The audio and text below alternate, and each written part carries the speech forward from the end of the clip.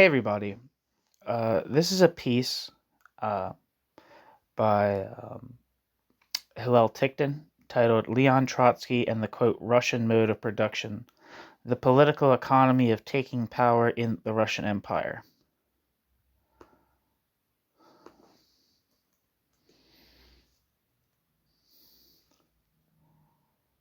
Here we go. Introduction. There's been very little theoretical discussion about the mode of production existing within Russia before the Russian Revolution. Such a discussion would of necessity require the use of the concepts of political economy and not just provide a description of socioeconomic conditions in Russia.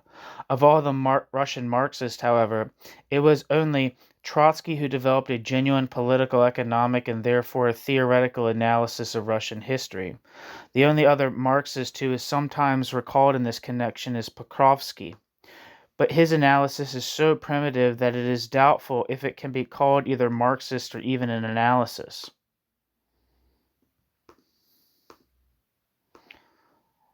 Let's look up Pokrovsky.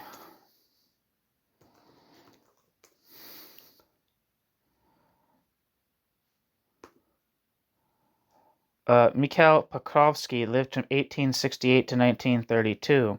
Mikhail Pokrovsky was a Russian Marxist historian, revolutionary, and a Soviet public and political figure. One of the earliest professionally trained historians to join the Russian revolutionary movement, Pokrovsky is regarded as the most influential Soviet historian of the 1920s and was known as, quote, the head of the Marxist historical school in the USSR, end quote. Pokrovsky was neither a Bolshevik nor a Menshevik for nearly a decade prior to the October Revolution of 1917, instead living in European exile as an independent radical close to philosopher Alexander Bogdanov. Following the Bolshevik seizure of power, Pokrovsky rejoined the Bolshevik Party and moved to Moscow, where Pokrovsky became the deputy chief of the Soviet government's new Department of Education, the People's Commissariat of Enlightenment.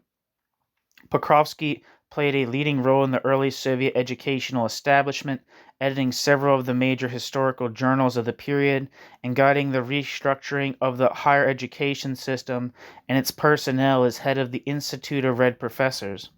Pokrovsky was also the author of influential and pioneering works of Russian history, presenting semi-official reinterpretations of the Russian past presented through the lens of class struggle and the progress of history through concrete stages of development.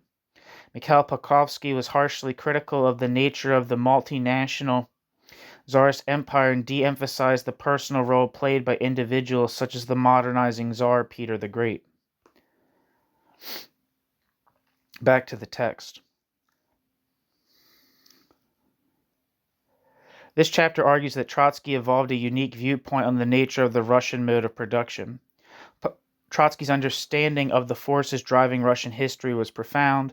Trotsky's analysis led Trotsky to argue that a developed Russian capitalism was ruled out.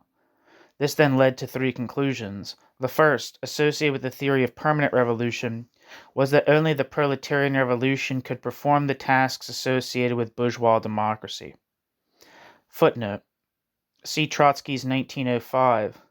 Trotsky argued against Pokrovsky there and pointed out that the first chapter of 1905, Russia's Social Development and Tsarism, was written for a Russian public, and then Trotsky says that, quote, the direct motive for writing it was a desire to provide historical and theoretical justification for the slogan of the seizure of power by the proletariat, as opposed to the slogan of a bourgeois democratic republic, and to that of democratic government by the proletariat and peasantry, end quote.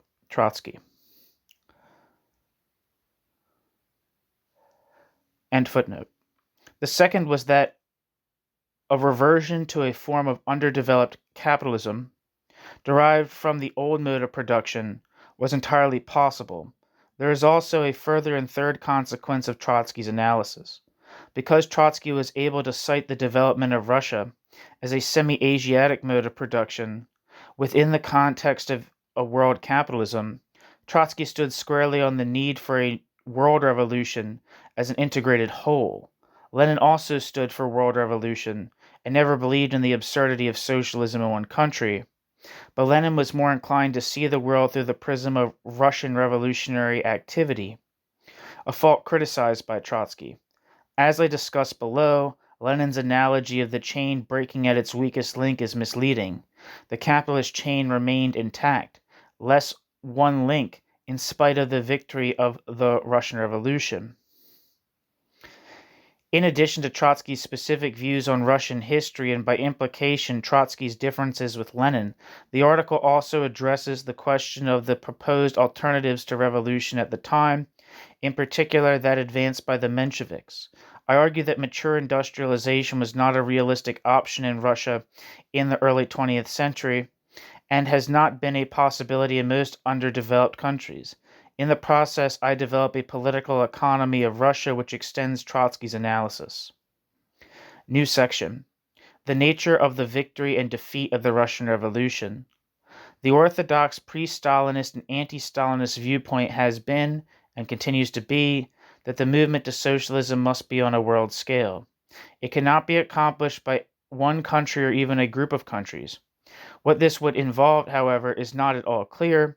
The Russian Empire could never become socialist in isolation. What is not so clear, however, is how the overthrow of a weak and underdeveloped capitalism in Russia could be translated into more than just a local victory, into a threat to the world capitalist system as a whole. The Russian Revolution was both systemic and local.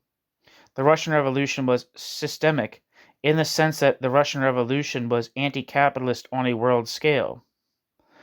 But the Russian Revolution was local insofar as the Russian Revolution solved specific local bourgeois democratic issues, such as the national question, the land question, etc.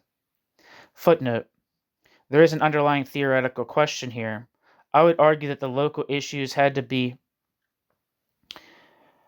subsumed under the more general question of the overthrow of capitalism before the revolution became fully international.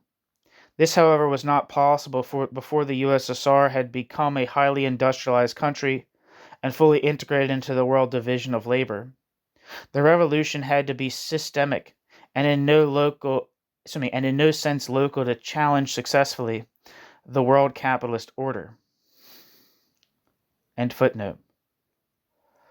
It also taught the bourgeoisie on a world scale that it could be overthrown. The bourgeoisie lost a portion of the bourgeoisie's capital in the USSR, but the world capitalist class itself was not overthrown. The capitalist system was damaged, but the capitalist system remained operational. The capitalist system was able to amputate the wounded limb and launch a strategic social democratic retreat. A defeat in Western Europe, and particularly in Germany, would have been very different. The capitalist system could not have survived. Of course, if the Russian Empire had developed to the point where it was tightly integrated into the world division of labor as a major industrial capitalist power, then the taking of power in the Russian Empire would have had a much greater impact upon the capitalist system as a whole. Trotsky's analysis succeeded in showing both the relative independence from and special dependence of the Russian Empire upon the West. Hence, the Mensheviks were not entirely incorrect in arguing that the development of a Russian capitalism was crucial. They were nonetheless wrong because they argued in terms of the internal development of the Russian Empire, and not of the international development of the international division of labor. The Mensheviks were parochial and mechanistic in their interpretation of Marxism. But then no one in the Second International was clear as to the exact form of taking power, or the conditions necessary for such taking of power. Did it require a general strike? Was a war essential? Would crises induce capitalist collapse, or would capitalism gradually decline? While there was some discussion of these issues, notably by Luxemburg and Kautsky, it never went very far. Footnote. See Rosa Luxemburg, The Mass Strike, and Karl Kautsky, Selected Political Writings. End footnote.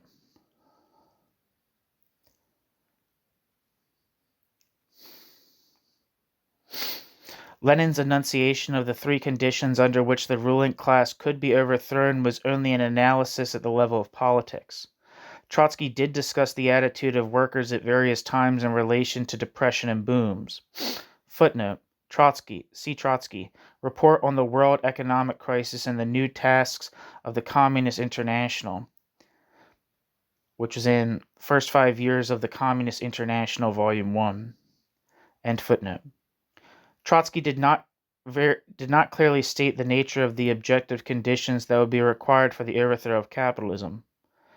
It was this ambiguity and uncertainty that led to the dichotomy of a relative voluntarism on the part of Lenin and a mechanistic attitude among the Mensheviks.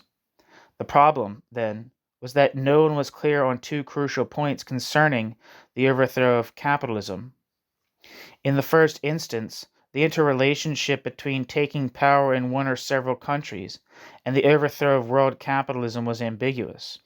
In the second place, no one was clear as to the social conditions which would lead to such a victory.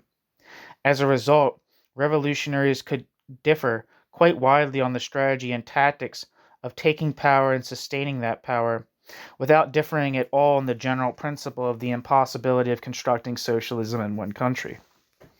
New section, Trotsky's perspective. Trotsky's concept of the permanent revolution argued that only the proletariat could defeat the autocracy, but once it had done so, it would have to move forward to the socialist revolution. From this angle, the Russian Revolution appeared to be inevitable. Trotsky then argued that the new workers' state would have to proceed to assist the world revolution in order to survive. Trotsky's theory was completely logical, and was a natural extension of Marxism to the conditions of the Russian Empire. There was, however, a real problem. The workers of the Russian Empire could not do more than assist the world revolution. The German or French workers, on the other hand, could automatically upset the world division of labor. Hence, the success of the revolution in the Russian Empire required an extra component. It was this that was missing. There never was any reason to assume that capitalism would simply break down by capitalism's self. Marx at various points in his life saw various opportunities for the workers to overthrow the system. Marx believed that there had to be subjective class development as well as the presence of objective conditions. In principle, this could have occurred at some point from 1848 onwards, but the capitalist class learned how to defend itself, and it could be expected that the workers would be constantly defeated until they finally won. Yet no one could predict when they would win, or how they would win. It is this background which explains the possibility of various interpretations of the overthrow of capitalism. In a sense, the different socialist interpretations were correct, as all were applicable to a capitalism which was in decline.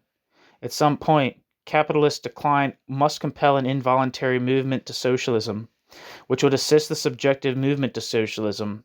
Time, however, is of the essence. While it could be argued that socialism could inevitably be victorious within 300 years of Marx's death, those who suffer the depredations of capitalism do not want to wait. As capitalism fails to be superseded, there could be many instances of chaos in which the capitalist class could no longer maintain order, particularly in peripheral areas of the capitalist system. The capitalist class has, as a result, come to fear any indications of instability and chaos. The instability of the capitalist system thus shows itself in limited ways. It is, however, these limited forms which provide the opportunities for a restricted rejection of the capitalist system. Are the workers and peasants of such countries, or parts of countries, to ignore the opportunities presented to them? Are they to permit a dictatorial right-wing regime to come to power instead of a workers' government? Lenin used the analogy of a, quote, weak link, end quote, in a metaphorical, quote, chain, to describe the nature of the Russian Revolution. The problem with the metaphor is that the metaphor assumes that the breaking of the weak link in the chain will destroy the chain itself. Yet that is not what happened, precisely because the analogy itself was defective. The revolution in the Russian Empire was closer to the destruction of one pillar of a multi-pillar hall or building. It caused permanent structural damage, but the hall remained standing. Of course, if not for Stalinism, the USSR might have done much to bring down capitalism, but Stalinism itself represented a victory of the world bourgeoisie, or the shoring up of the defective pillar. In other words, the taking of power in the Russian Empire was a shortcut which might have worked. One can then argue that what was wrong with Lenin was his conservatism in not gambling on losing the Russian Empire, but gaining the world. It is at this point that one can bring out Trotsky's objection to Lenin as being too Russo-centric. Footnote: Lenin's notes indicate that at the unity meeting with the Mizrayantsy in May 1917, Trotsky had this to say, quote, "I completely agree with the resolution, but at the same time I agree to the degree to which Russian Bolshevism internationalizes itself," end quote. Trotsky, or as indicated by Lenin, or as claimed by Lenin, I guess. Lenin, as is well known, was so desperate that in 1920 he ordered the advance of the Red Army through Poland to Germany against the advice of Trotsky. It might have succeeded if not for Stalin. Footnote: see something in Russian, Protokoli, Moscow, 1927. This stenographic report of the Congress, which discusses the advance on Poland, was distinguished by the suppression of Lenin's speech, recently printed for the first time in the Porcupine collection, In Defense of the Russian Revolution, published in London 1995, and the first speech by Trotsky. Trotsky berates Stalin for providing Tukhachevsky, the Soviet general in charge of the advance, with the wrong information and advice.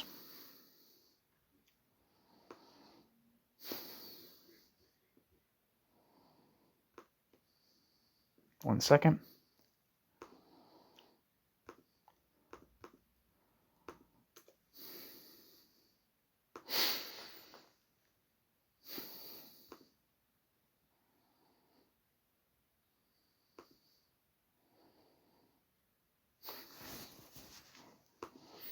Okay. I was looking up to see if that book had anything. Trotsky berates Stalin for providing Tukhachevsky, the Soviet general in charge of the advance into Poland, with the wrong information and advice. Tukhachevsky had expected that the population of Warsaw would rise against the authorities and welcome the Red Army. As a result, Tukhachevsky marched his men to exhaustion in order to reach Warsaw in time. In fact, Tukhachevsky was met by the Polish army, which easily defeated Tukhachevsky's army in its weakened state. Such is Trotsky's report. It appears that Stalin's incompetence prevented the advance of the Red Army to the German border, and thus denied the Soviet regime the possibility of rendering direct help to a socialist revolution in Germany. This accident of history may have played a pivotal role in the history of the world. End footnote. Lenin was an internationalist in spite of Stalin's attempts to depict Lenin in a different light.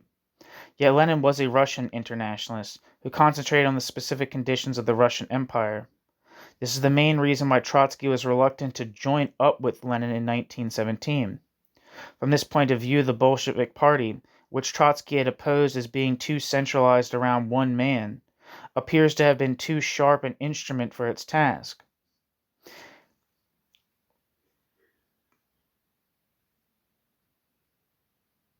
The Bolshevik Party succeeded in taking power by being so well adapted to Russian conditions, and for the same reason, the Bolshevik Party could remain in power. That was both the Bolshevik Party's strength and the Bolshevik Party's weakness. By being so Russian, the Bolshevik Party was not able to relate in an organic way to the world revolution. The problem with the Bolshevik Party was that the Bolshevik Party did not consider the effects of the Bolshevik Party's actions on the world revolution.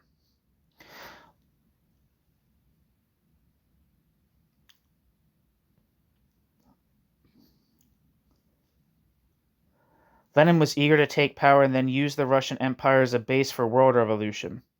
Trotsky preferred to link the taking of power to the Soviets, so making it a working class and not merely a party act.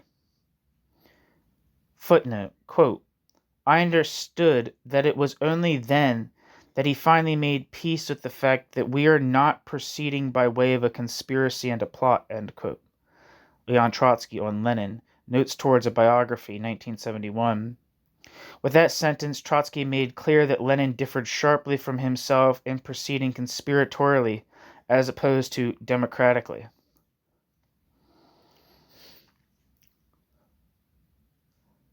End footnote.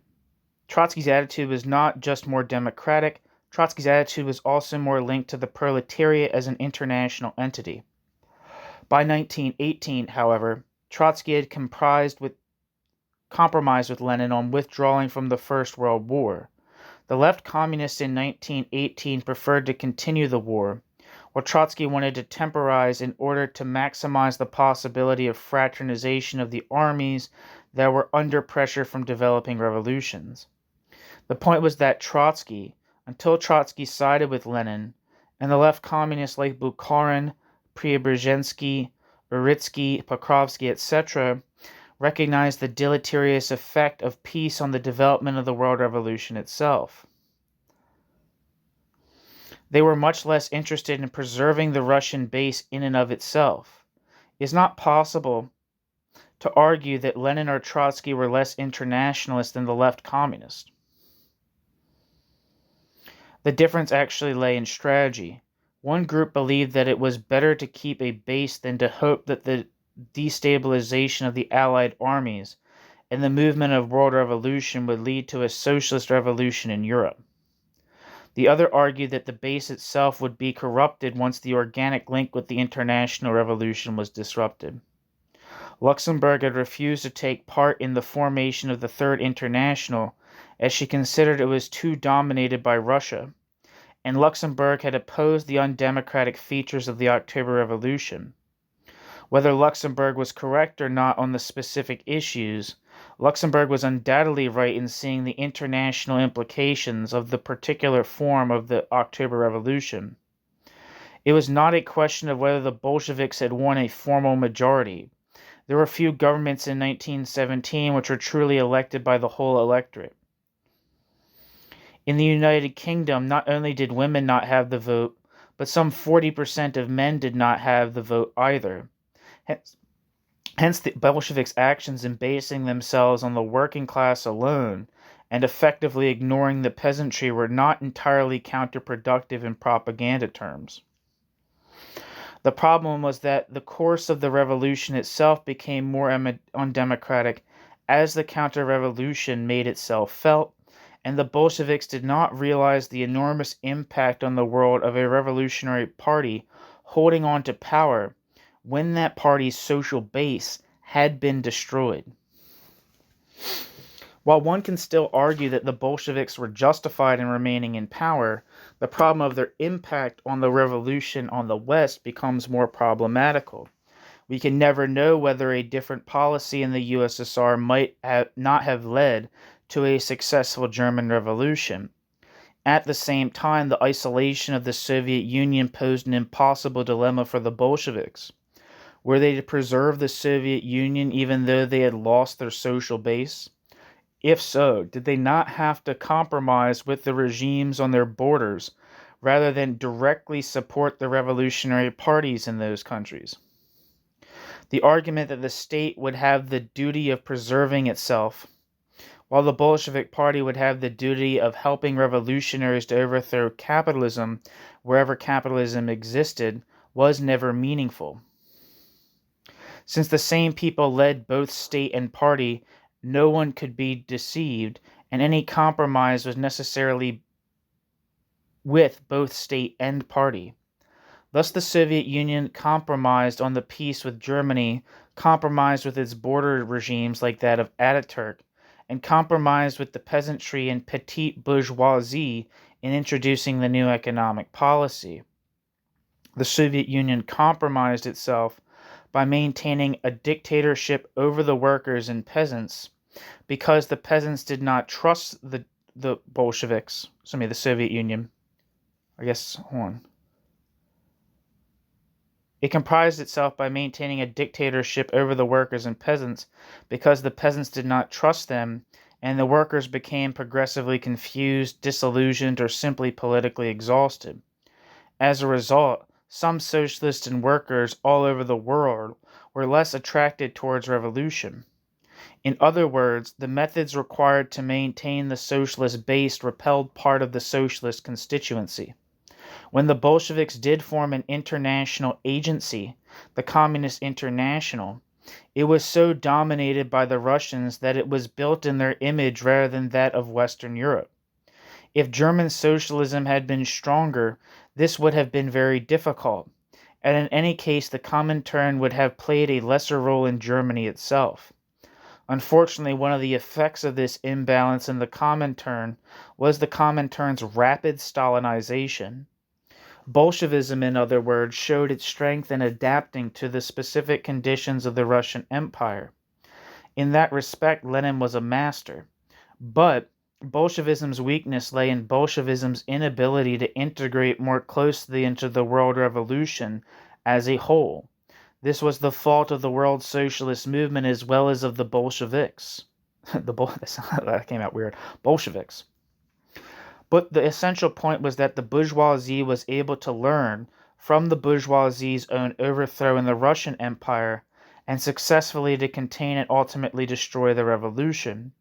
What neither Lenin nor Trotsky could have known before the event was the way in which the failure of the external revolution could lead to an internal overthrow of the system. In this respect, the bourgeoisie proved resilient beyond expectation. Bolshevism in this respect was deficient because Bolshevism failed to develop an international theory of revolution, as opposed to one which argued for the copying of the Bolshevik example.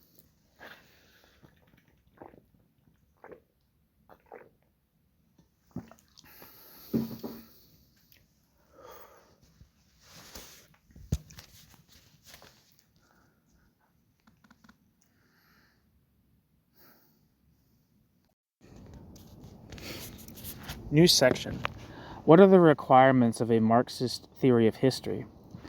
History in this context is both a description of events and a theory explaining the reason for those events. It is the interweaving of the accidental and the necessary components of movement. A Marxist history, however, also has a purpose, which is to understand the present in terms of the past in order to change the present. It must start from the extraction of the surplus product, show the form of that surplus product, the nature of the group which is exploiting the subordinate group, the nature of that subordinate group, and the way in which the interrelations between them change over time. Because Stalinism could not admit that a surplus product was extracted in the USSR by a concomitant ruling group, Stalinism abolished the category of surplus product as a general category across social formations. It thereby prevented the possibility of the examination of the ruling group in the USSR and with it the category of bureaucracy or elite itself. The theory must describe the contradictions of the mode of production or social system over time. In this respect, there is a movement both of the categories over time and also of the classes or social groups. It is the special task of history to interrelate that movement of categories and classes. In the context of the Russian Empire, that would mean a movement of both the surplus product in its transformation over time eventually to surplus value, and the struggles of the peasants with the landlords. It is not an easy task, and that is why there have been very few Marxist historians, although there have been many Stalinist historians and many empiricists who have demonstrated a liberal regard for the working class. New section. Trotsky's theory of Russian history.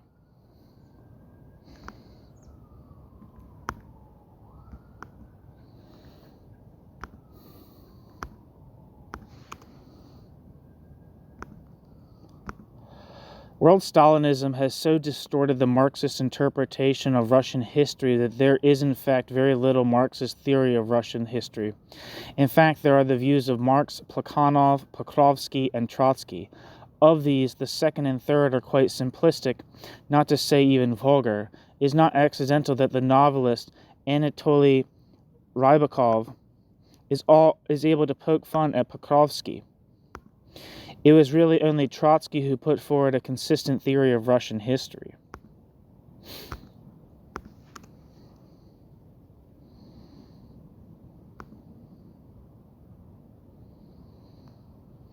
Wikipedia says Anatoly Rybakov lived from 1911 to 1998.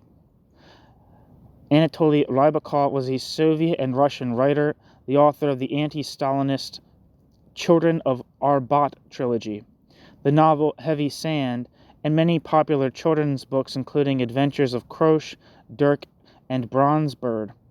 One of the last of Anatoly Rybakov's works was Anatoly Rybakov's memoir, The Novel of Memoirs, telling about all the different people, from Stalin and Yeltsin to Ukadjava and Tendryakov.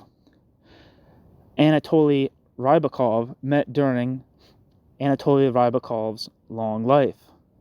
Writer Maria Rybakov is Anatoly Rybakov's granddaughter.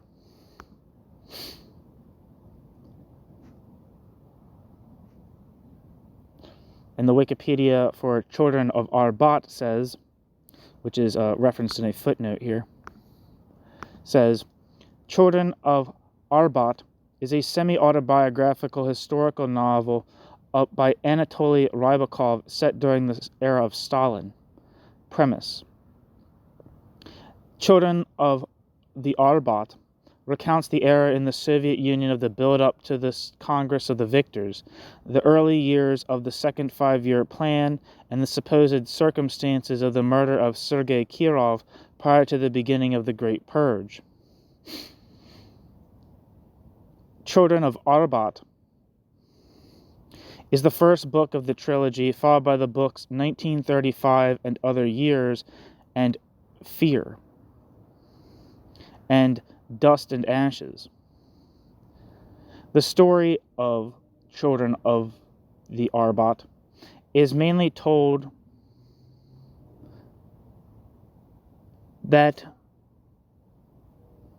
the story is mainly told that of the fictional Sasha Pankratov, a sincere and loyal Komsomol member who was exiled as a result of party intrigues.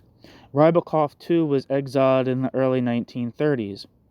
Hysteria grows as simple mistakes and humor are seen as examples of sabotage or acts of wreckers. Parenthesis, the joke by Milan Kundera deals with similar topics, end parenthesis. Children of the Arbat exposes how, despite the honest intentions of Pankratov and other Bolsheviks like Kirov, Stalinism is destroying all their hopes. Children of the Arbat is also notable for Children of the Arbat's portrayal of Joseph Stalin as a scheming and paranoid figure. Children of the Arbat, which was written between 1966 and 1983, was suppressed until the Perestroika era, published for the first time as a feuilleton in 1987. Children of the Arbat was a great publishing sensation of that era, owing to Children of the Arbat's criticism of the Soviet government, Children of the Arbat's portrayal of Stalin, and harsh in its cynical view of those who turned the Soviet Union into a, quote, great power.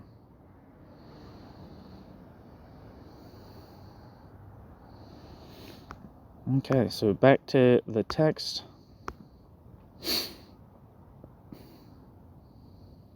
It was really only Trotsky who put forward a consistent theory of Russian history. Trotsky did indeed start from the surplus product. Trotsky argued that Russia had needed to defend Russia's self on all frontiers and had been permanently engaged in warfare in order to sustain Russia's existence. A large part of the surplus product was thus spent on military needs. This surplus had to come ultimately from the peasantry. As a result, Russia had a developed bureaucratic apparatus to sustain the collection of that surplus product, as well as its organization of and expenditure on the military, which further absorbed that surplus product. In turn, the creaming off of such a large part of the surplus product meant that the forces of production could not be developed, and hence Russian agriculture remained backward and industry itself could not take off. The backwardness of Russia meant that the surplus product was itself reduced, and hence taxation on the peasantry became an ever heavier burden.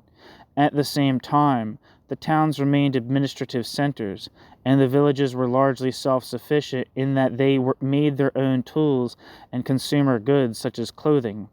This description is very similar to that of the Asiatic mode of production, where the Oriental despot owns all the land, but permits the peasantry to possess the land in return for taxes paid to the state. The taxes are collected by the bureaucratic apparatus. The bureaucratic apparatus in turn performs a crucial function in the economy, most usually that of irrigation. Towns are administrative centers, and the individual villages are more or less self-sufficient. Marx and Trotsky saw Russia as being semi-Asiatic because the analogy with the Asiatic mode of production was only partial. The military function played a largely wasteful role and did not raise productivity in the same way as irrigation. On the contrary, the semi-Asiatic nature of Russia meant that its productivity was lower than it might otherwise have been. In the second place, its low productivity but absolute need for a rising surplus product led to a late or second enserfment of the peasantry of a particularly onerous kind. The classical forms of the Asiatic mode of production, on the other hand, had essentially free peasants cultivating the land, together with other forms of unfree labor. New section: the nature of the Russian Empire. If we now turn to discuss the Russian Empire's peculiarity did not lie only in the Russian Empire's backwardness, because after all most of the world was backward, but in the Russian Empire's unique mode of production, with a developing landlord-serf social relation encompassed within an autocratic state, within a world moving to capitalism. How is this to be explained? Marx and following Marx, Plekhanov, and Trotsky saw the Russian Empire as semi-Asiatic. Lenin did not follow up this discussion. Stalin cannot admit this characterization and wiped out the discussion itself. For Trotsky, the semi-Asiatic nature of the Russian Empire meant that the USSR could very easily return to capitalism in the 1920s. One of the aspects of the Asiatic mode of production was that the villages were isolated and largely but not entirely self-sufficient entities. Trotsky noted how a single merchant under those circumstances could easily come to dominate an entire region. Footnote, quote, "The merchant or traveler was the intermediary between the scattered producer and the scattered consumer," end quote. Trotsky repeats this point in a number of places, basing the argument in part on Trotsky's personal experience, end footnote. The merchant or the traveler was the intermediary between the scattered producer and the scattered consumer. In this way, the sparseness and poverty of the population and the resulting smallness of the towns determined the immense role of commercial capital in the organization of the national economy of old Muscovite Russia. Trotsky also used this argument against Bukharin in the 1920s, when Bukharin was arguing for concessions to the peasantry. Footnote. Trotsky argued that the Asiatic nature of Russia was crucial in establishing the importance of merchant capital, and that under the new economic policy there was the ever-present danger that merchant capital would provide the basis of a return to capitalism. End footnote. Where am I? For Trotsky, it was entirely possible to proceed along Bukharin's road, but it was the road to capitalism. Hence, for Trotsky's characterization of the Russian Empire was crucial, not just in providing an overarching conception of the Russian Empire, but also in order to understand the immediate nature of change in the Russian Empire and the USSR. At this point, it is necessary to point out that when Trotsky spoke of the dominant role of the merchant in certain parts of Russia, it did not mean that Trotsky saw Russia as being capitalist. Such a view was associated with Pokrovsky, whom Trotsky attacked particularly strongly in his historical works. Marx had argued that the more developed was merchant capitalism, the less developed was capitalism. Merchant capital long precedes capitalism, existing in the ancient mode of production, feudalism, and in the Asiatic mode of production. Merchant capital's peculiar feature is that merchant capital can only acquire value and thus money by buying cheap and selling dear, and hence, merchant capital not only does not develop production, but merchant capital is production's very antithesis. Merchant capital absorbs the very surplus product that the producer needs to invest in his enterprise in order to expand it.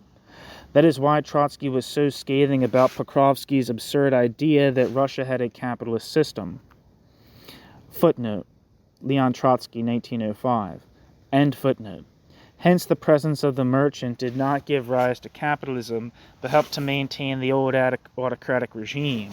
On the other hand, once the autocratic regime had been overthrown, Trotsky saw the merchant as providing a link to world capitalism, not because the merchant had changed his nature, but because the merchant would necessarily provide a conduit for world capitalism into the USSR.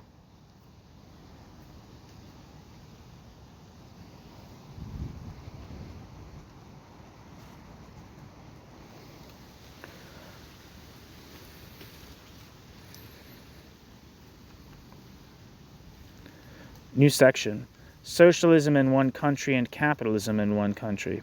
The fundamental conception of the overthrow of capitalism in the context of the Russian Empire lay in interrelating it with the world system. Capitalism was a world system. Footnote, quote, the proper task of bourgeois society is the creation of the world market, at least in outline, and of the production based on that market, end quote. Marx and Engels, 8th of October, 1858. End footnote.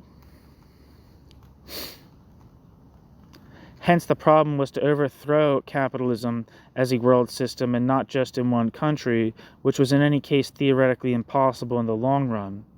The Mensheviks rather oddly ended up arguing for socialism in one country, in that the Mensheviks wanted an overthrow in the Russian Empire only when it was ready. It was true that in 1903 the Mensheviks stood to the left of Lenin in arguing for a socialist revolution in the Russian Empire.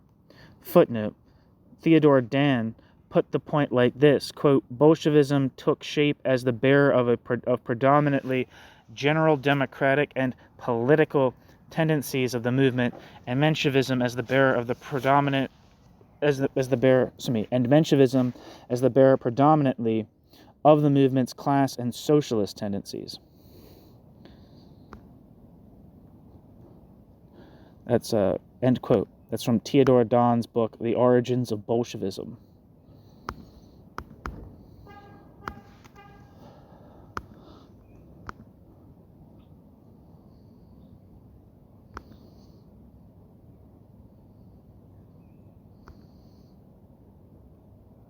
Yeah, I'm not seeing any descriptions for this book.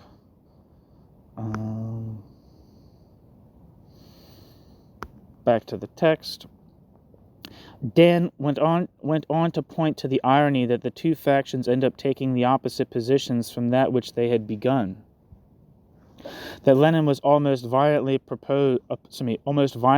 opposed to a direct call for a socialist revolution is described by Isaac Deutscher in The Prophet Armed. These statements refer only to the programmatic differences and not to the differences over alliances and the nature of the party. End footnote. It was only the failure of the 1905 revolution that led them to conclude that an alliance with capitalism was necessary in order to overthrow the autocracy. Thereafter, the Mensheviks developed a unique theory of the necessary development of a country to the level of world industrial capitalism before a socialist revolution became possible. This was extremely odd, as Marx had argued in terms of the world development of capitalism right from its outset. Marx did not see capitalism as developing from some small village or town or country and expanding outwards, but as forming through interrelations with the whole world, whether on the basis of trade with China or the plunder of South America and Asia. It was always a world system. It never was anything else. A world system could not be overthrown in one country, and Marx was quite clear on that. Engels put it even more clearly. Footnote. Engels, when discussing the possibility of Russia going directly to socialism, said both he and Marx argued in terms of the, quote, first condition to bring this about, which was the impulse from without, the change of economic system in the countries in which it originated, end quote. Engels to Danielson, 24th of February, 1893, in Marx and Engels selected correspondence. Engels refers in particular to Marx's preface of the 21st of January, 1882, to the Russian edition of the Communist Manifesto. End footnote. Put differently, Marx had seen capitalism as a single entity, not as a series of different countries with different modes of production interrelated by a market. Money was a money was world money, or money was not money at all. Footnote. Marx, Grundrisse, quote, "It is only in the markets of the world that money acquires to the full extent the character of the commodity whose bodily form is also the immediate social incarnation of human labor in the abstract. Money's real mode of existence in this sphere adequately corresponds to money's ideal concept," end quote. Marx, Capital, Volume 1. End footnote. Hence, socialism had to triumph as a world system or not at all, nor did Lenin differ at all in this conception, in spite of the later attempts by Stalin to assimilate Lenin to that viewpoint. Indeed, no Marxist, as opposed to a Stalinist, could hold any other standpoint. But the views of socialism were really based on the conception of capitalism itself as a world system. It was here that the differences between Mensheviks and Bolsheviks came in a very convoluted way to be very profound. The Bolsheviks argued that the system was of a whole, and that breaking the system at one point would weaken the whole system. It is clear that neither side understood the complexities of the argument as it has now come to show itself. New section, towards a political economy of the Russian Empire.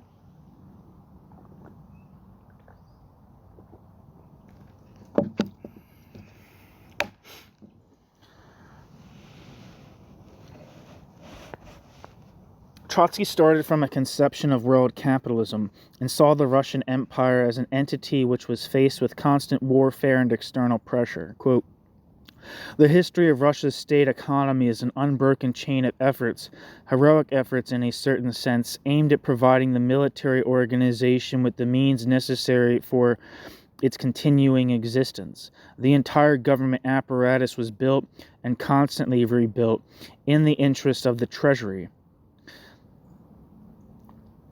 The entire government apparatus's function consisted in snatching every particle of the accumulated labor of the people and utilizing each particle of the accumulated labor of the people for the government apparatus's own ends," end quote. Trotsky, 1905. The question was why it had to fight in order to exist. Trotsky did not provide a complete answer. I will attempt to reconstruct an answer here. As Trotsky pointed out, in certain respects, Russia developed a similar absolutism to that of France or Britain, but there was no concomitant rise of the guilds, artisans, gentry, and a capitalist class. Instead, the merchants were foreign, and goods were imported, while the landlords reinserfed the peasantry. The second or late serfdom was in fact a feature of Eastern Europe in general, and in this respect was very similar to slavery, but under conditions where the forces of production were underdeveloped in comparison with other areas. The development of Russia can only be explained through the prior development of capitalism in Britain and Holland, etc., which in turn reacted directly and indirectly on Eastern Europe and Russia. In other words, the Russian Empire and the regions that were to be incorporated into the Russian Empire were compelled either to supply goods to the West for the Western market or to fight states on their borders which were becoming incorporated into the world market. The development of Russia, Trotsky argued, was governed by conflict with other states, in particular Lithuania, Poland, and Sweden, but that in itself is not enough to explain its development. It was the relative primitiveness and backwardness of Russia in relation to those countries that was crucial. Quote, "As a consequence of this pressure on the part of Western Europe, the state swallowed up an inordinately large part of the surplus produce.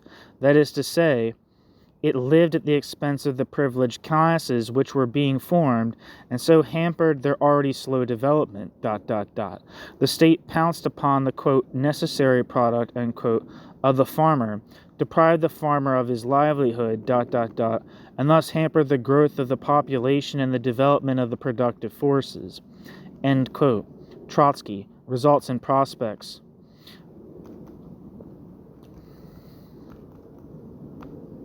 The states of this time in Eastern Europe were constantly throwing off foreign yokes and expanding. What caused this process? It was not explained by appeal to a non-existent and mythical nationalism or by a psychohistory of monarchs. The answer lay much more in terms of the internal dynamic of these regimes. Expansion can be the result of internal instability, which implies a problem of control over labor, and thus over the extraction of the surplus product itself. Landlords needed to establish greater control over adjacent territory to prevent the loss of labor or threats to the system itself.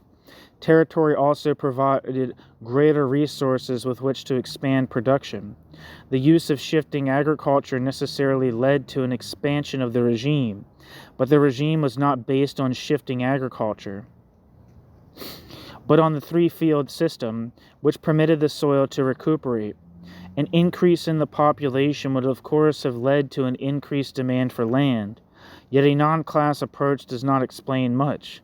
These regimes were not popular, but were rather ruled by a minority of landlords who would expand in order to serve a particular purpose.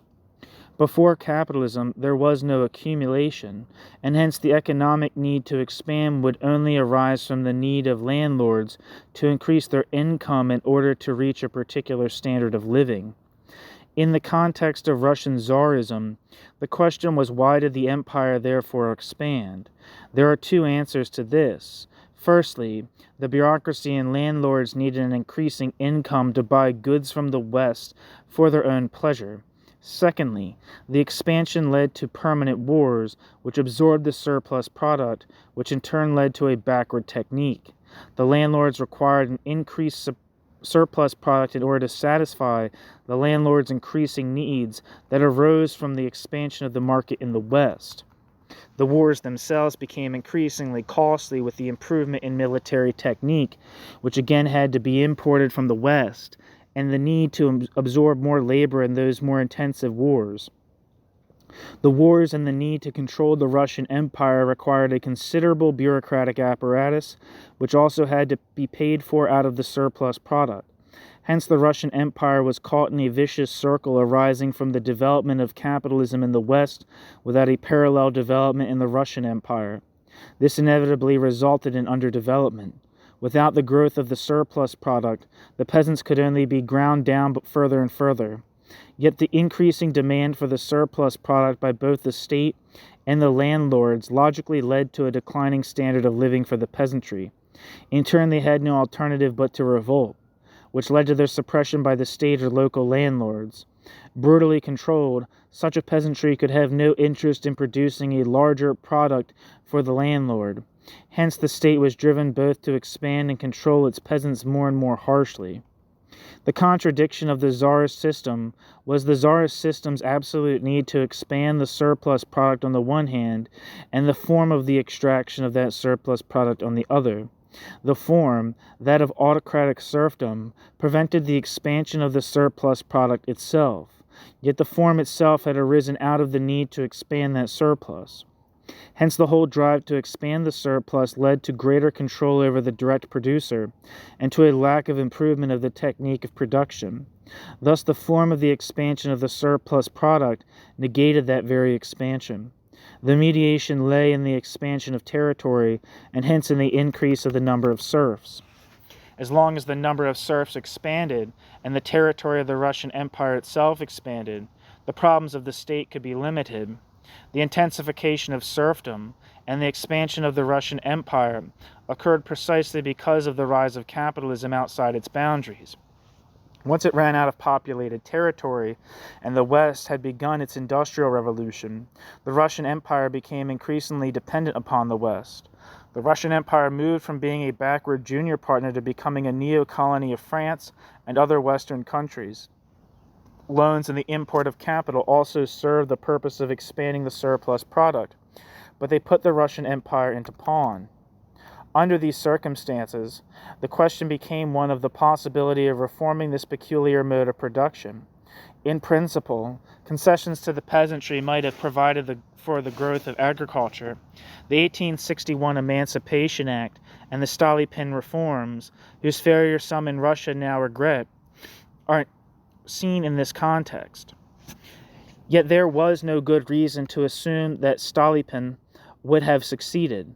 The elimination of large numbers of peasants from the villages, leaving the land to be farmed by capitalist farmers, could have worked, provided that the necessary industrial inputs were forthcoming.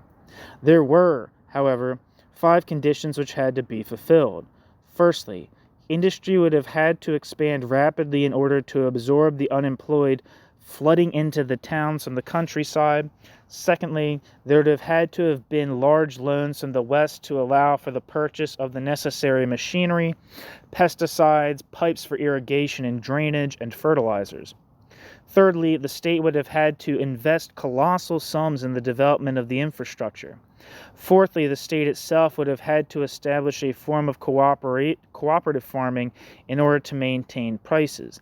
Fifthly, the absence of a welfare state in the towns would have led to an enormous growth in both crime and working-class militancy.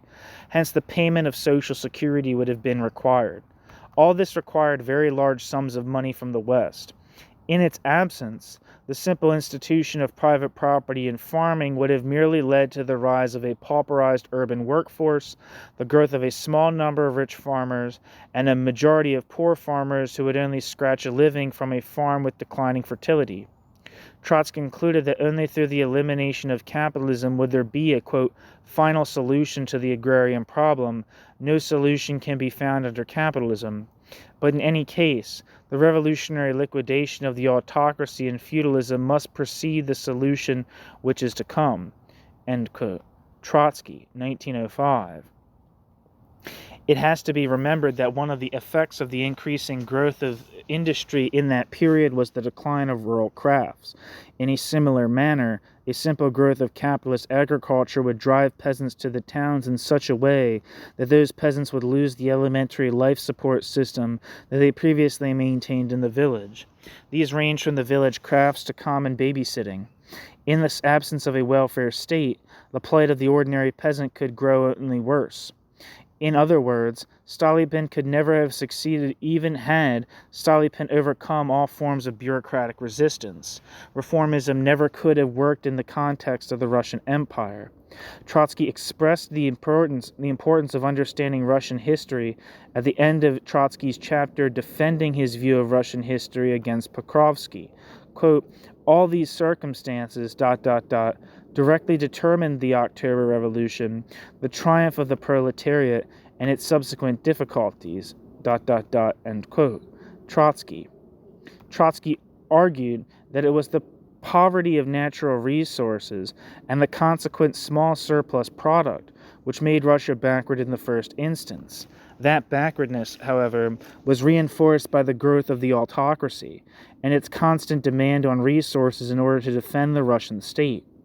As a result, the ruling class itself was stunted, while the peasantry was permanently discontented.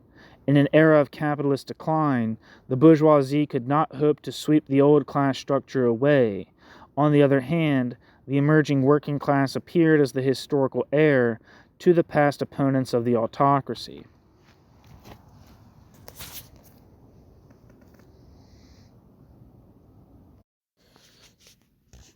New section, the Menshevik solution.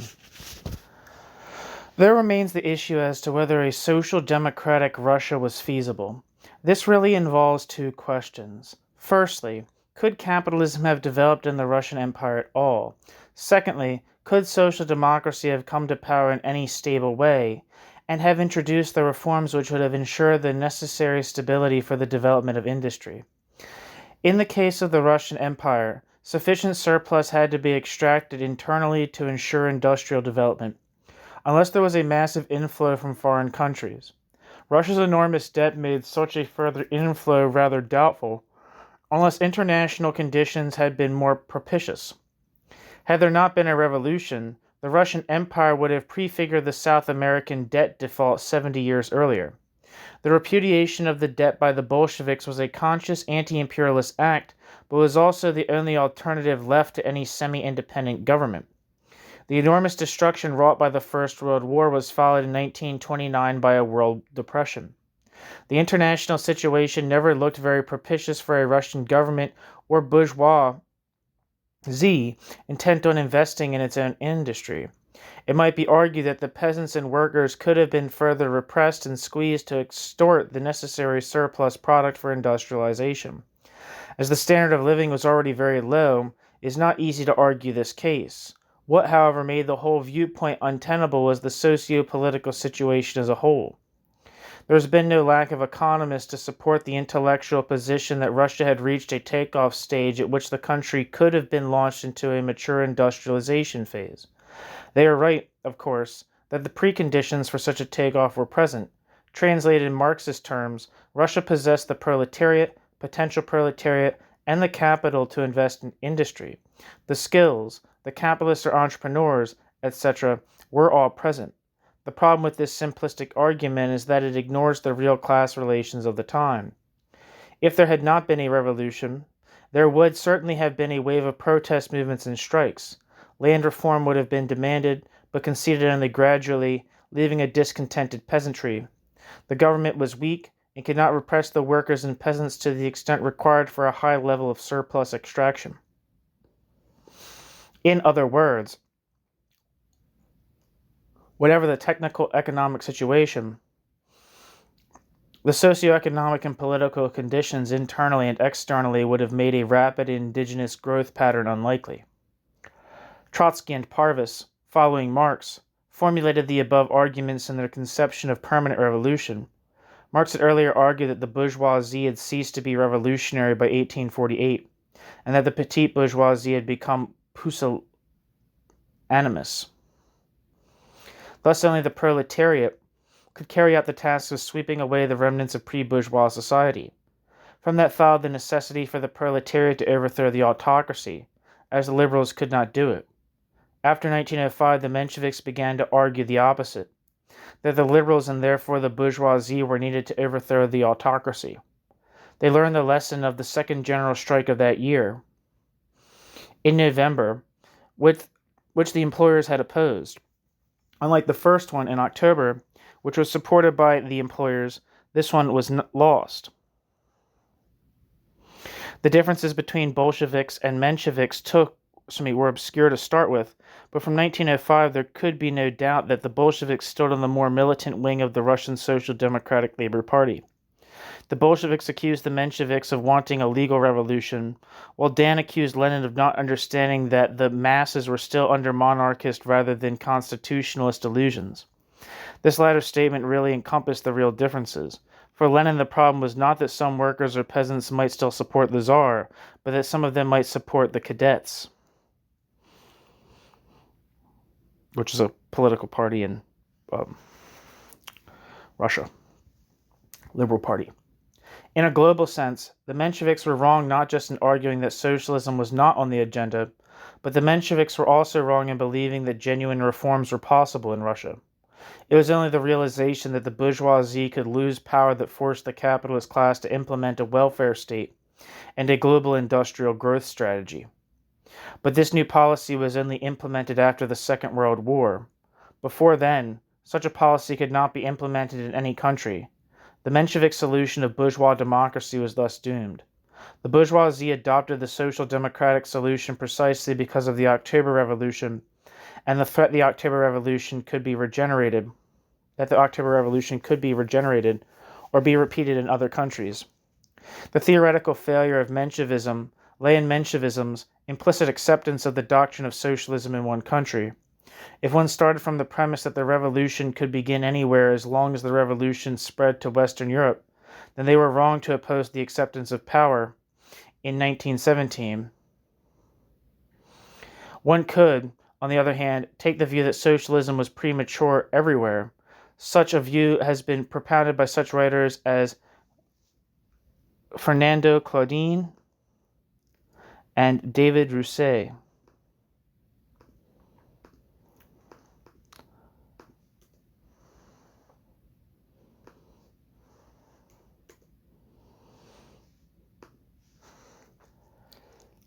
Wikipedia says Fernando Claudin lived from 1913 to 1990.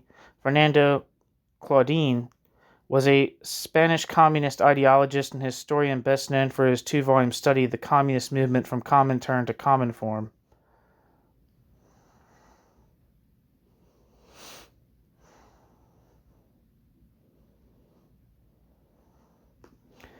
and David Rousset. It might be David Rousset, but I think it's David Rousset. David Rousset lived from 1912 to 1997.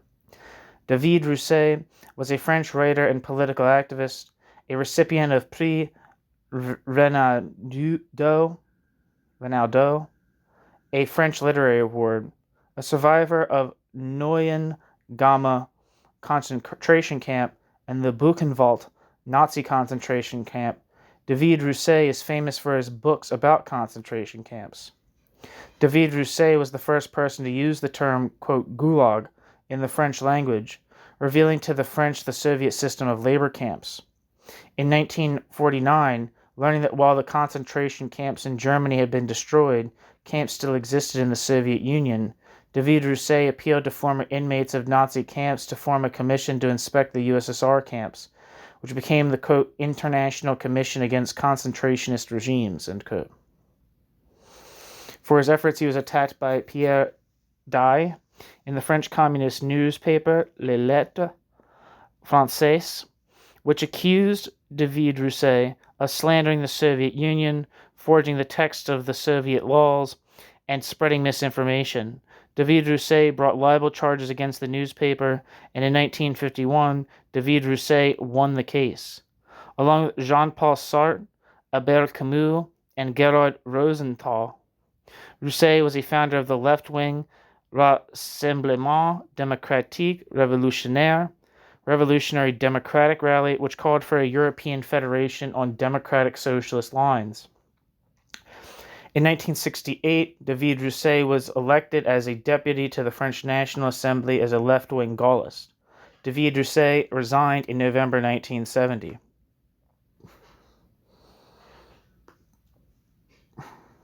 Back to the text. Writers such as Fernando Claudin and David Rousset argue that the forces of production had not yet sufficiently developed on a global level by 1917 for socialism to be possible. Claudin argues that it was not enough for the productive forces to be capable of sustaining socialism. Quote, it must also be the case that capitalism is incapable of developing new productive forces, end quote.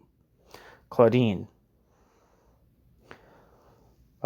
Fernando Claudin, The Communist Movement from Comintern to Common Form, published in 1975.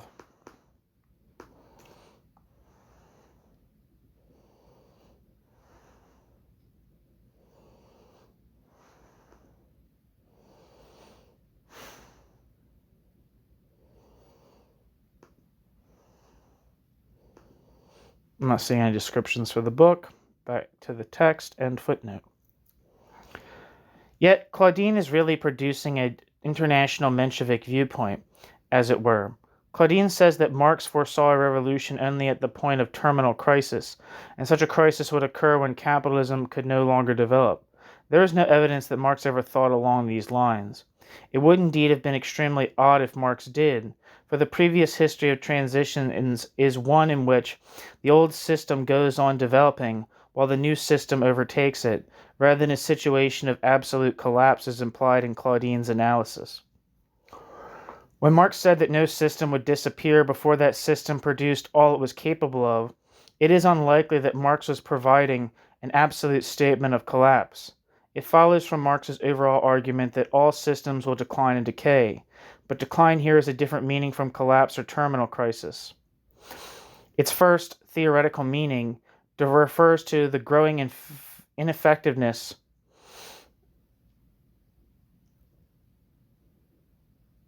of its fundamental law or method of pumping out the surplus product.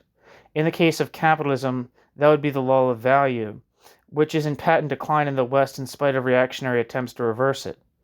Those very attempts, like the reforms of Thatcher and Reagan, succeed only in increasing the power of the state rather than weakening the power of the state, and then destroy much of the industrial base of the country. The second, empirical, meaning refers to the growing gap between the potential of developing the productive forces and the reality. In our present time, it would refer to enormous possibilities in the total computerization of production, popular transport systems, and in general a concentration upon raising the standard of living, instead of upon armaments and luxury goods for the rich. Claudin's viewpoint is both dubious and mechanical. Claudin's attempt to justify himself by invoking the very high development in the post-war period has become a classic argument. However, the post-war period is entirely exceptional in the history of capitalism. In no other period has there been such a rise in the standard of living and such high growth rates in the metropolitan countries. If capitalism is capable of reforming, why didn't capitalism reform so early? Why didn't capitalism reform earlier? How was it that capitalism was able to introduce reforms without workers demanding the whole hog, as it were? To ask these questions is to realize the answers. Apart from the previous history of the war, fascism, and the Depression, what was crucial both in permitting these reforms and preventing any real change was Stalinism itself. At a certain point in history, the capitalist class will not invest if the capitalist class expects the workers to be its gravediggers. When, however, the workers are controlled, then reforms become possible and indeed are the only alternative for the system. In other words, Claudin, a former member of the Spanish Communist Party, would not admit the enormously reactionary role of Stalinism in holding back world history. David Rousset, who rejects the concept of building socialism in one country, does not take the same line as Claudin. David Rousset argues that the absolute backwardness of the technology of 1917 made socialism impossible on a world scale. Footnote: David Rousset, The Legacy of the Bolshevik Revolution, A Critical History of the USSR.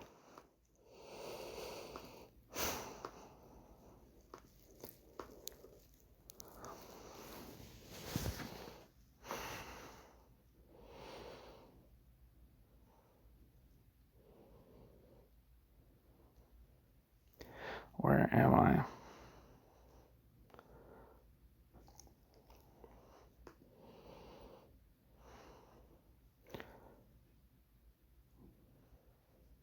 Yeah, I'm not really seeing any descriptions of this book. Back to the text. This is Menshevism on a world scale as opposed to, where am I? This is Menshevism on a world scale as opposed to Menshevism in one country. Was this the case? The obvious reply is that the productive forces would have developed very fast under the transition period to socialism, and in the initial period of socialism itself. At the same time, Rousset has taken a Marxist truth to its limits. Capitalism will develop over time, and as capitalism does develop, production will become more and more socialized, so providing to an even higher degree the base on which to build socialism. David concludes that it is best to wait until there is the maximum development of forces of production under capitalism. The concept of decline, and thus the concept of a declining capitalism, does incorporate the idea that the decline will become decay, and ultimately terminal decay in an absolute sense. But there is no reason to assume that this absolute terminus, as opposed to a relative terminus, will be reached for hundreds of years. If capitalism is not overthrown for 200 years or so, it might be expected that the system will show advanced features of decay beyond that of the present day. The new socialist society would then be faced with the task of dealing with those forms of decay and reconstructing a new society. New section, the quote, Russian mode of production.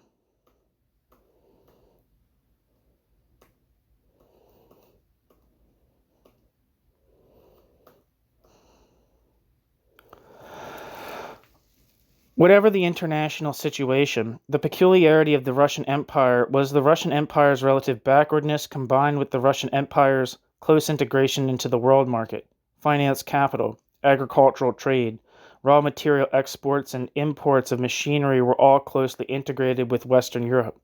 Yet the level of education and skill of its workforce were close to illiteracy, while the infrastructure was far from what was necessary for industry.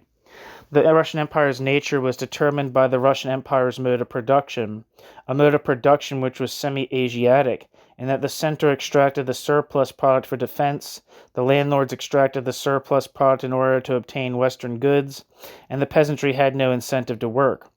The result was declining productivity and a declining standard of living for the majority. The capitalist solution was therefore presenting itself at the time when the workers were conscious of alternatives, when only Western capital could provide the real solution. Trotsky's law of combined and uneven development had a particular application to the Russian Empire. Trotsky argued that a capitalist solution to the agrarian crisis in the Russian Empire did not exist. What could have succeeded, however, was the growth of a merchant finance capital predicated on the semi-Asiatic nature of the Russian Empire. This was Trotsky's point. The relative insufficiency of the village and the development of village crafts meant that trade was essential between the villages. Hence, merchants played a historic role in the Russian Empire, but ever more so with the growth of mass-produced consumer goods. The villages then fell into a position of dependency upon merchants, and through the merchants upon the world market. The long-term development of rich capitalist farmers and a mass of poor peasants scraping a living from an ever smaller proportion of land was inevitable. But that would not have altered the position of the mass of ordinary peasants who would be doomed to the grinding poverty that the mass of ordinary peasants had always experienced as peasants, or to becoming a member of the urban proletariat. This was then no solution to the agrarian crisis because the capitalist farmers would continue to use a relatively backward technique in association with a sullen, discontented peasantry whose productivity would remain low. New section: Russia and Russia's development in an international context. With regard to the development of capitalism in the Russian Empire, the problem is whether a backward country could have had its own industrial revolution and established an independent capitalism. Although capitalism had, of course, already begun to develop in the Russian Empire itself, the question need only be posed to realize its impossibility. Prior to the Second World War, no backward country reached the first rank. Those that might be discussed, such as Japan, had a relative backward industry, which needed a particularly rapacious imperialism in order to survive. Even in the post-Second World War period, only a small number of countries like Japan, South Korea, and Taiwan managed to break through, and then only under very special conditions. Of course, there are a number of countries with a wealthy bourgeoisie, an industry of a limited kind, a starving peasantry, and massive surplus population, such as Brazil, Chile, and India, but they cannot be considered examples of successful, mature capitalist development, if this is defined in terms of a self-sustaining growth of relative surplus value. Special conditions appear to be necessary to ensure the development of real and self-sustaining relative surplus value extraction. These include the existence of a strong pro-capitalist state, the successful suppression of potential revolution, and the encouragement by a dominant capitalist country. In the period since the Second World War, the Cold War has also played a crucial role. The stability of Japan, Taiwan, Singapore, Hong Kong, and South Korea was vital for the United States to contain the perceived Soviet/communist threat. A capitalist will not invest in an unstable country, while a powerful working class movement will see to it that there is a low rate of profit. Even an internal capitalist will not invest in his own country unless the profit rate warrants it. It has, therefore, paid the United States to accept the growth of a relatively independent capitalist class in those countries which have used economic forms of protection against the United States and opened its own internal market to enterprises from those countries. The United States and the United States allies have invested in those countries in order to ensure their viability. Theodor von Laue has argued a similar case based on the conditions of pre-revolutionary Russia.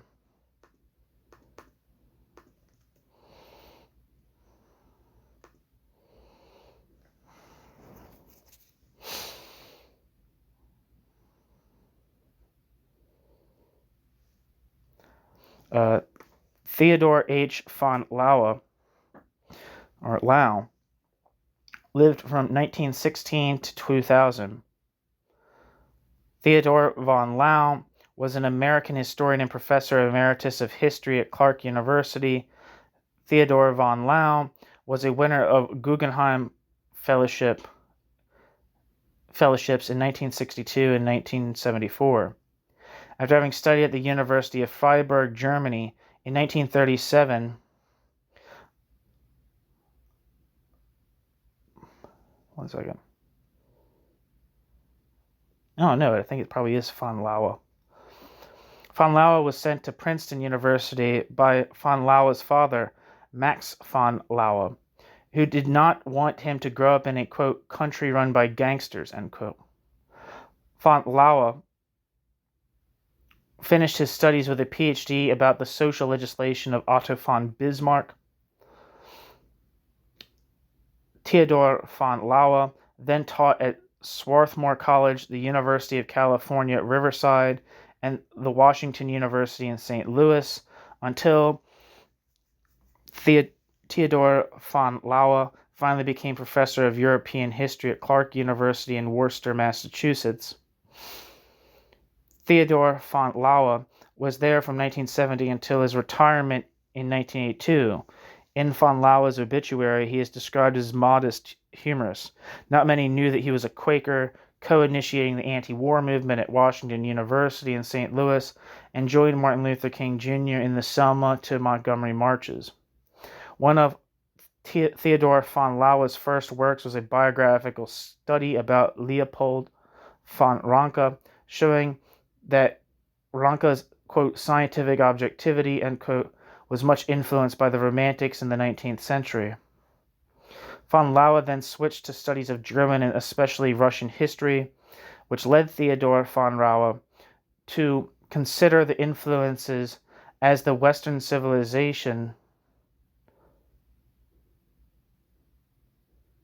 I mean, I don't know if it's studies of Western civilization, consider the influences of Western civilization on other countries. An example for this is von Laue's book about Sergei Witt's failure to industrialize Russia, blocked by conservative forces including the last Russian Tsar, Nicholas II.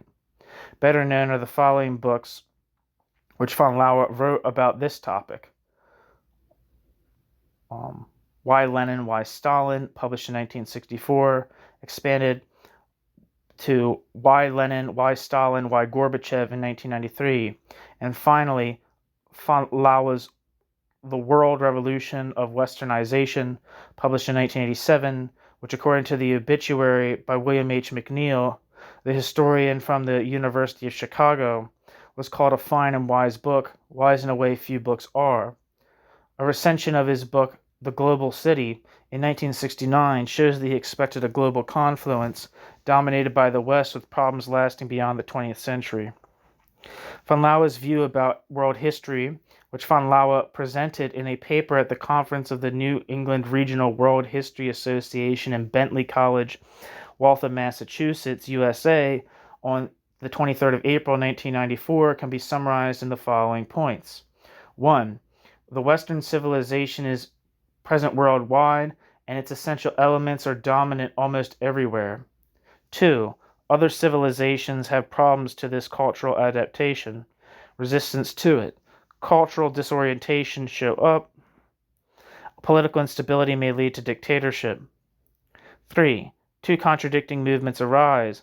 A violent resistance against the foreign influence, and B, the need to use a lot of Western elements to improve life conditions by using them peacefully. 4. On top of these worldwide problems are the topics of population growth, resources of raw materials, ecology, and climate.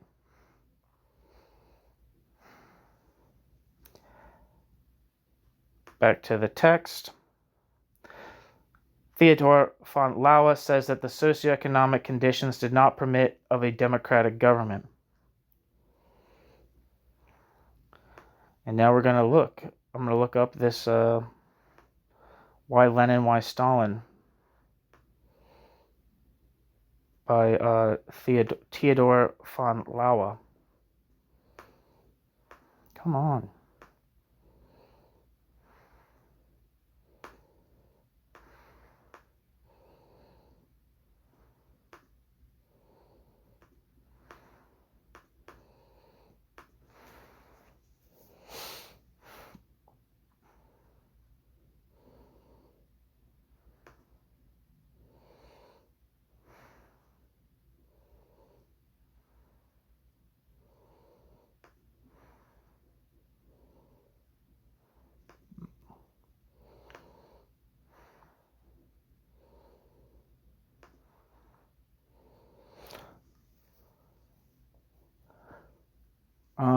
Reading the description for Why Lenin, My Stalin, My Gorbachev, The Rise and Fall of the Soviet System. This description is by Theodor von Lauer. The description says, this interpretive essay puts the rise and fall of the Soviet system into global perspective and offers the most inclusive overview available of the course of events from the collapse of the Tsarist regime to the dissolution under Gorbachev of the empire built by Tsars and Soviets. Back to the text and footnote. Put differently, labor had to be well-disciplined and politically controlled. Labor also had to be skilled and well-educated. Capital had necessarily come from the outside and be suitably rewarded with a rate of profit considerably greater than that obtainable in that capital's host country. Historically, capital has flowed towards the developed areas of the world economy, and only exceptionally towards the underdeveloped countries in order to exploit their raw materials. In the post-Second World War period, however, there has been a significant development of industry in much of the Third World, but it has only been possible on the basis of a productive state mechanism under conditions where the international bourgeoisie has accepted the needs for such development in order to secure the international bourgeoisie's own future. In this context, the future of a non-revolutionary Russia can be seen in India. In fact, this is precisely what Trotsky said. Footnote, quote, Only the foundations that have been laid by the October Revolution can guard the country from the fate of India or China, ... End quote. Leon Trotsky, Alarm Signal, taken from the writings of Leon Trotsky, 1932 to 1933. End footnote. Trotsky's argument that the bourgeoisie was too craven in a period of historical decline to fulfill that bourgeoisie's own tasks has been vindicated by the course of world history. New section, conclusion. Trotsky and Lenin took power in a backward Russia, intending that the snapping of the world capitalist chain would assist the world revolution. However, because the new Soviet Republic was on the periphery of capitalism, the new Soviet Republic lacked any organic link to the mass of the Western proletariat. The concern of establishing a base for world revolution proved to be flawed. It might have worked, but it was as much a gamble as the alternative, which was, on the one hand, to wage a revolutionary war, and, on the other, to take steps to ensure that the Soviet regime would be a socialist democracy of a hitherto unknown kind. The specific nature of the Russian Empire, however, forced the Bolsheviks to take power in a particular way. The only other realistic path for Russia was to have become a backward, undemocratic, finance capitalist semi-dependency of the West. There were no other roads it could take. Trotsky's analysis of Russian history provides a basis for understanding the nature of the problem involved in taking and maintaining power in Russia.